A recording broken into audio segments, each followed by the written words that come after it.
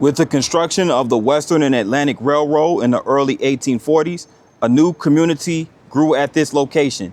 Originally known as Northcutt Station, the town was renamed Acworth.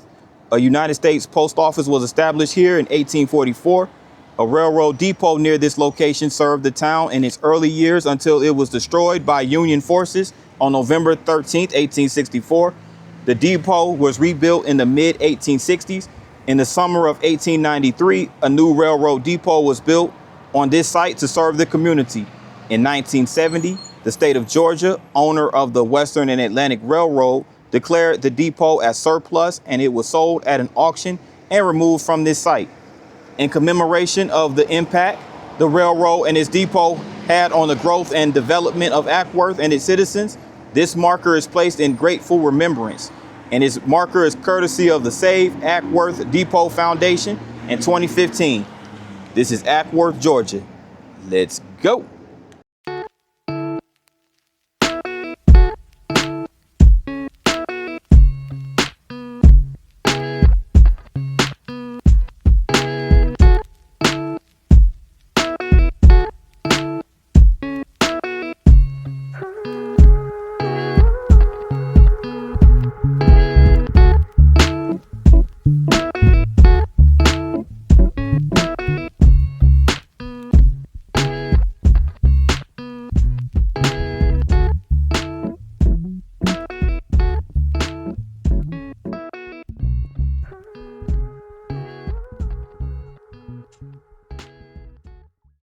P9 here with another vlog, and I am here in the city of Acworth, Georgia. We're going to take a walk through downtown and get some sights and some history. So let's get into it, shall we? Now, Acworth is a city located in Cobb County with a population of 22,440, up from 20,425 in 2010. So its growth is attributed to its location within the Atlantic metro area.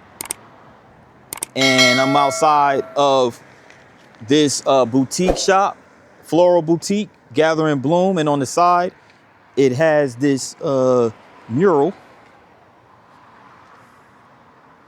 says, "Welcome Home, Acworth," by the Graftarian group. And it was, and it shows, so it was done by Gratafiore, John and Karen Gratafiore of the Gratafiore Group Real Estate. So it's a really nice mural to welcome in this vlog here in Acworth, Georgia. Acworth, Georgia, established in 1860. So Acworth itself is known as the Lake City because of its proximity to Lake Allatoona and Lake Acworth. So I'm gonna do a video, I'll do a vlog at one of those lakes or both on a future date. Get some, drone footage from there. But now I'm in the downtown of Acworth.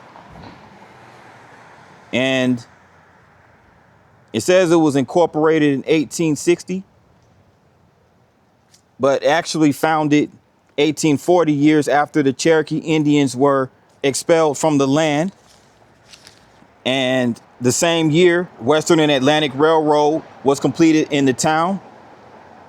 So the engineer of that railroad, Joseph L. Gregg, named Acworth for his hometown of Acworth, New Hampshire. And basically, Acworth was captured by the Union in June of 1864, who referred to Acworth as Little Shanty, and the neighboring town of Kennesaw was known as Big Shanty. So a lot of railroad history associated with Acworth. You got some nice shops over here as well that complements this historical railroad town.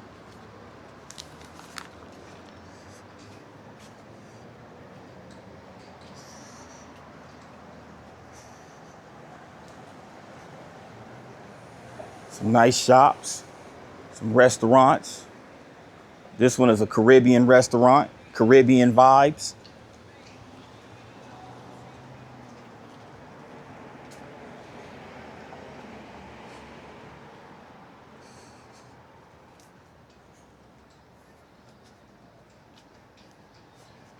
They have an ice cream shop, Scoops Gourmet Coffee. Henry's Louisiana Grill.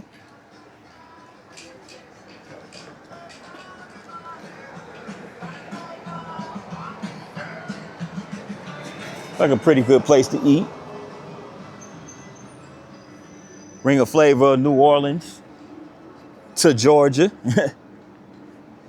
Here goes another one of those famous painted Coca-Cola signs.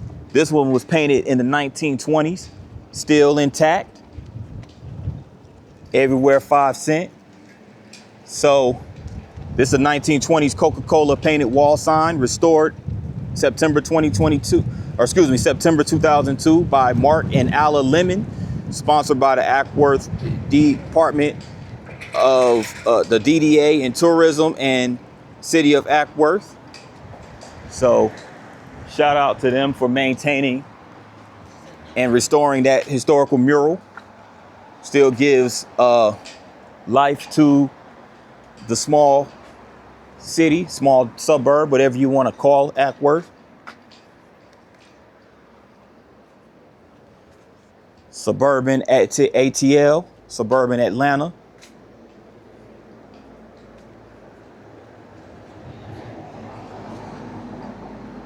Miss L sandwich shop right here.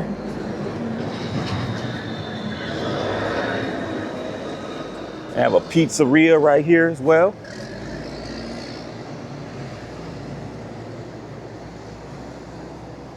Keegan's Irish Pub.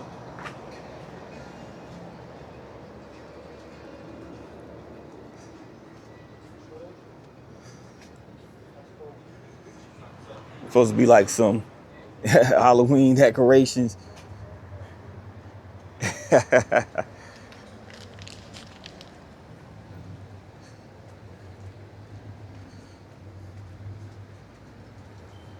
So this is Main Street downtown. They have a Main Street plaza right here called Main Street Central.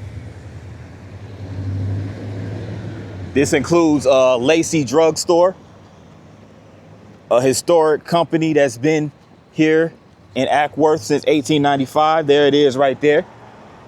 Here's the sign for Lacey's right here. Lacey's Value Right Drugs. Again, the pharmacy's been here since 1895.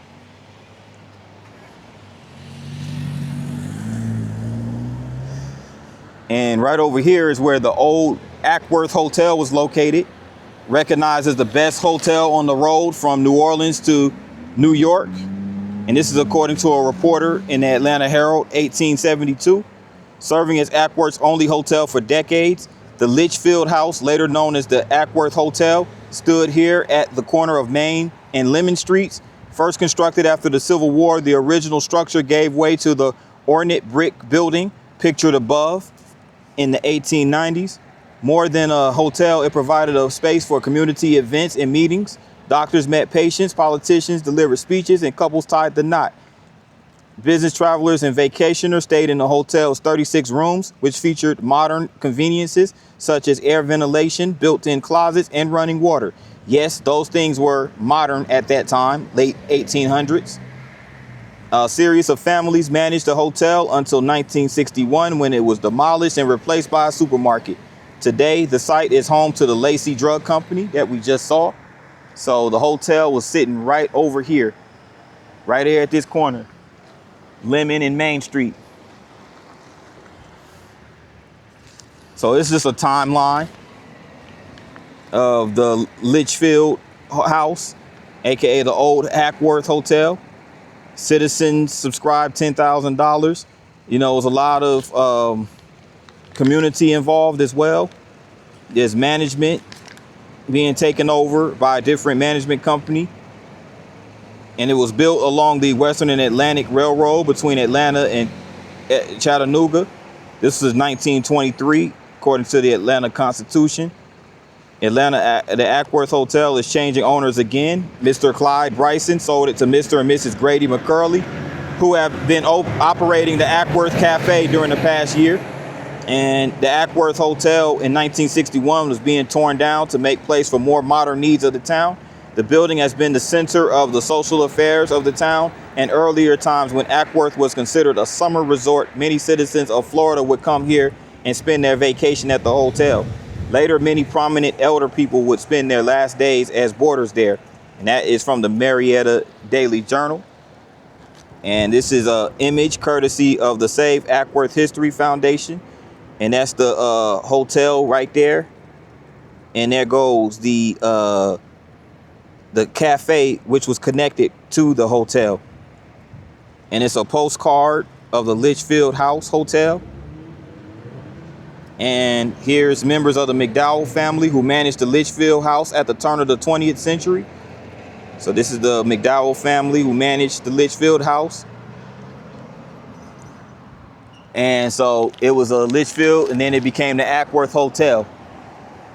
So very important, crucial part of history here in the city. And I had no idea that Acworth, Georgia, was a major resort, like a major resort city or town or whatever you want to call it, way back when. People will come here from Florida. That says a lot when people come from Florida to visit.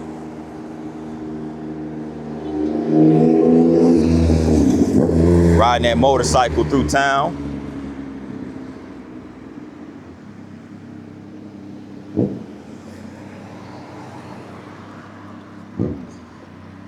I'm over here at the railroad for the Western and Atlantic Railroad. Right here in Acworth, another major city on the railroad line. And it played a part in the transportation of supplies during the Civil War. And this is the depot right here, the Acworth Depot.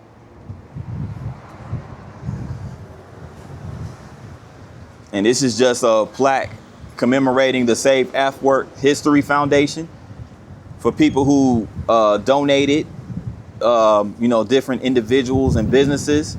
They donated thousands of dollars to preserve Acworth's history for future generations.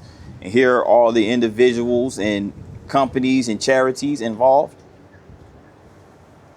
Shout out to them and the Save Acworth History Foundation. It's very important to maintain the history of a city and town. And as you can see right here, Acworth is conveniently located near I-75. There's lakes and beaches nearby.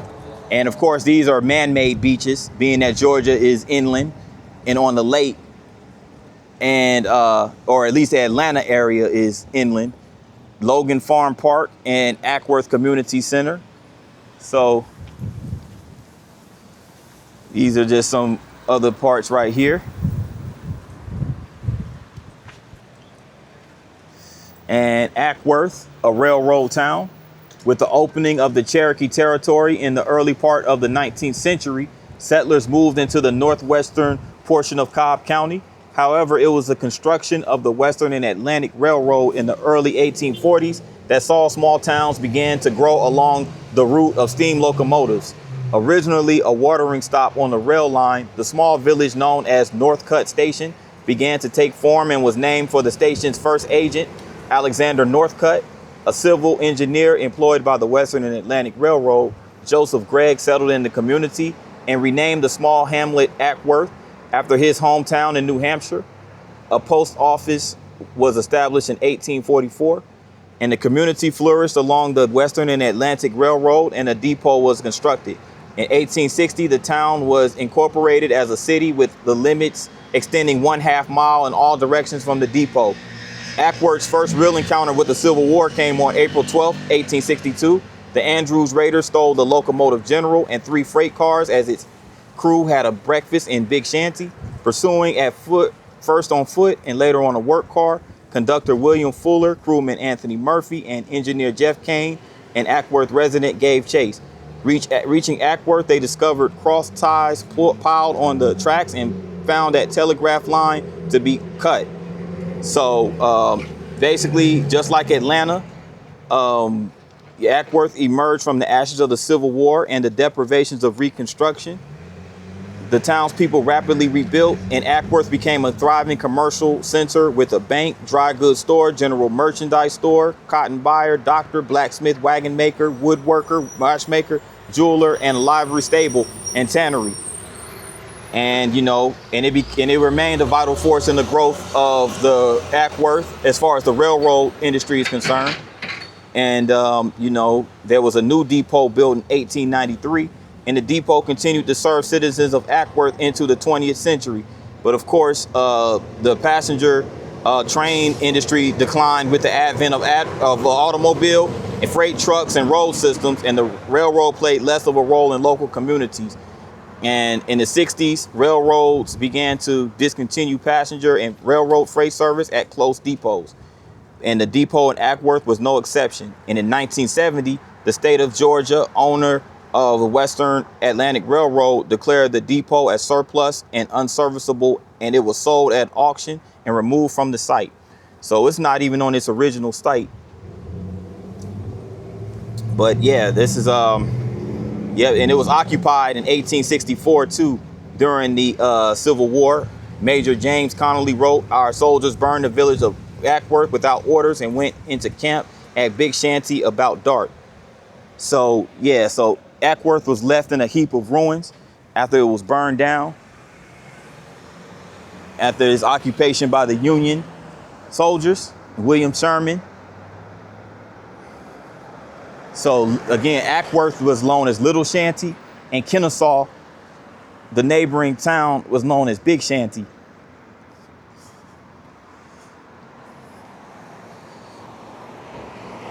Also, they have an Emory at Acworth, I guess an Emory facility, part of the Emory healthcare system.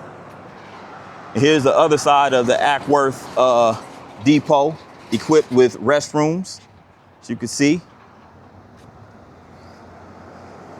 You have a little shelter right here for shade. They even have some homes over there, some apartments and some modern homes over on the other side of the tracks, which is pretty cool.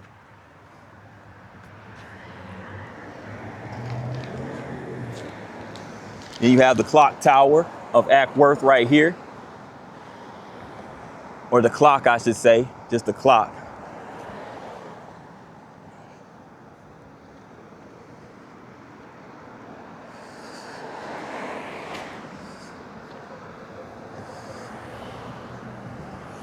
And here's a historical marker of the Dixie Highway and a road more traveled.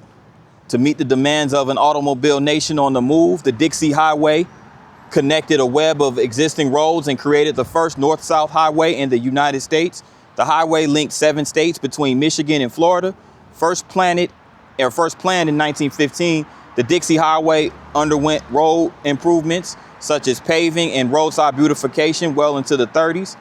Named to attract northerners to the sunny south, the Dixie Highway also enabled migrants to travel north in search of greater economic opportunity. So this was the highway, Dixie Highway, which was the predecessor to Interstate 75, which was constructed in the 60s and the 70s. And, you had some images from shops that were located along the Dixie Highway. You had Mrs. J.A. Green's roadside Chanel shop on Dixie Highway in Adairsville, Georgia. Image courtesy of Edwin Jackson, as you can see right there. And this was Main Street in Acworth, Georgia in the 1920s. The Save Acworth History Foundation. And this is a Stuckey's advertisement for a signature product, pecans, which is a staple here in Georgia. So there you go. Specialties, Stuckey specialties. Broken pieces, pecans. And this is courtesy of the Kennesaw State University Archives. And this is a Dixie tourist camp image in Waycross, Georgia. So this is the actual map right here, So it goes for, you got Miami, which is this image right here where winter bathing took place in 1921, courtesy of the Library of Congress. So you had Miami, it ran through Arcadia or along Orlando, Ocala, Gainesville, Camilla, Albany, in Marcus, Georgia, Macon, a whole bunch of other spots. Atlanta, of course, Marietta, Rome, Calhoun, Dalton, Acworth, and also ran through Tennessee, Kentucky, Indiana, Michigan, parts of Illinois, and Ohio. So that's the map right there. Michigan all the way up here, Florida all the way down here.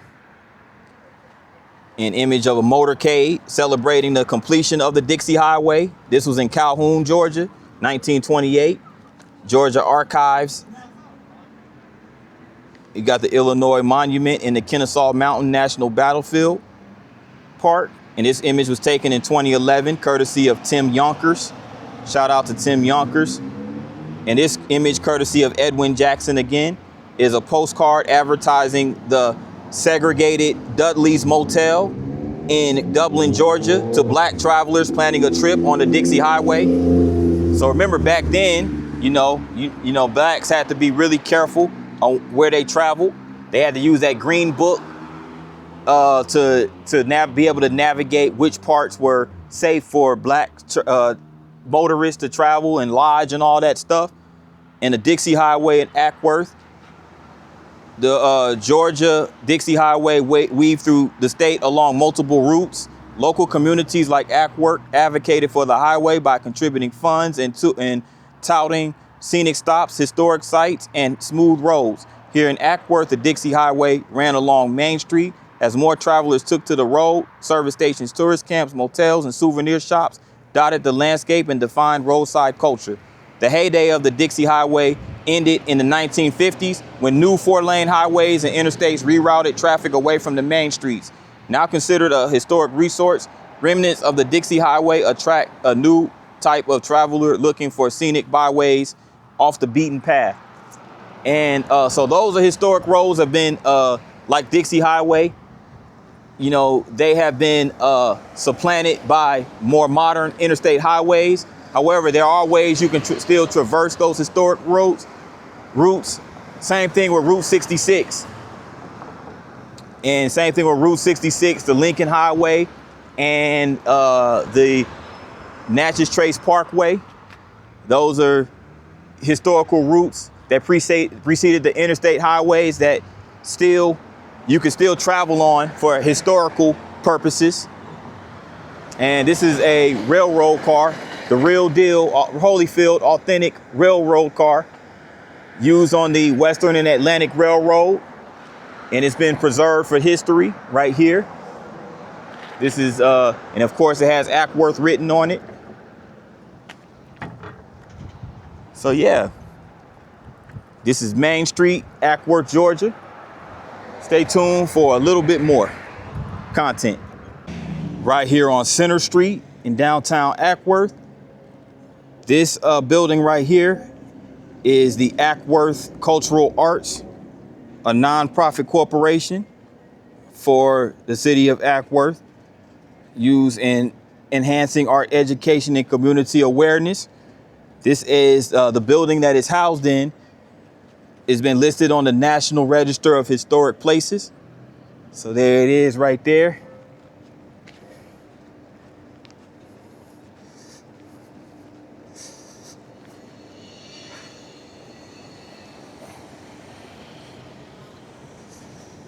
You have a tavern right here called Center Street Tavern. So more to the dining aspect of downtown.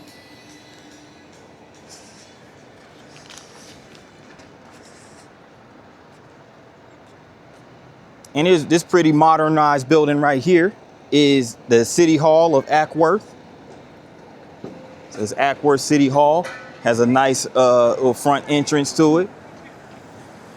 Got a couple of swings out here. It's really cool, really nice. It was built in 2004. So a little over 20 years old, still a pretty young building.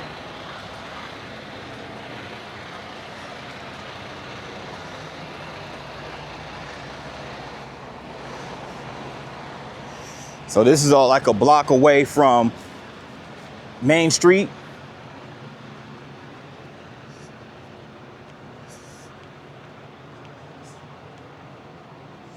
Very nice and peaceful. Another part of the community is Acworth First Baptist Church. Senior pastor, Dr. David Joyner. Right outside the church. And right over here is a historical marker for First Baptist Church of Acworth. And the First Baptist Church of Acworth moved to this site in 1873, established as Liberty Hill Baptist Church in 1840. The church originally stood northwest of the city near the present-day Liberty Hill Cemetery.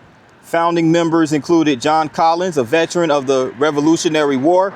Although the original church building was destroyed during the Civil War, the Liberty Hill Baptist grew to become Acworth's largest congregation in the post-war years. Renamed Acworth Baptist Church, the congregation held fundraisers to build the present church on this site, which was dedicated in July 1873. In 1946, the church became known as First Baptist Church of Acworth. The congregation added the portico with white columns, as well as a new steeple in 1868. Although the church building has been modified over the years, the 1873 sanctuary still stands. So here's some images of the church throughout the years.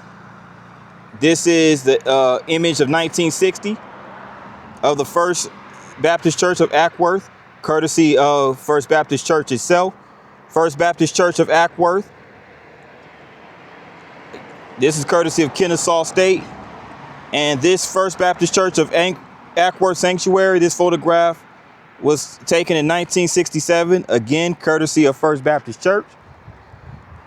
And First Baptist Church, this is image of Acworth Reverend David LeGrand showing plans for a 3-phase building project, including new education facilities. Again, photograph courtesy of First Baptist Church. And this is the First Baptist Church of Acworth, the most modern picture on this marker. This is 2019. And right here, you have the Save Acworth History Foundation, Acworth, Georgia, and Kennesaw State Museum Archives and Rare Books are sponsors of this marker. And there goes the church, as you can see right over here from a distance. You see the 4 portico columns still sitting here today. And with that in mind, good people, this concludes this vlog here in the small city of Acworth, Georgia, in the metro Atlanta area. I'd like to thank everybody for tuning in to this vlog. If you made it this far, make sure you tap the like button. Also, if you're new to the channel, make sure you hit the subscribe button along with the notification bell. Once you hit that bell, make sure you select all. That way you get notified each and every time I drop a new vlog. With that in mind, good people, thanks again for watching. See you on the next one. Peace.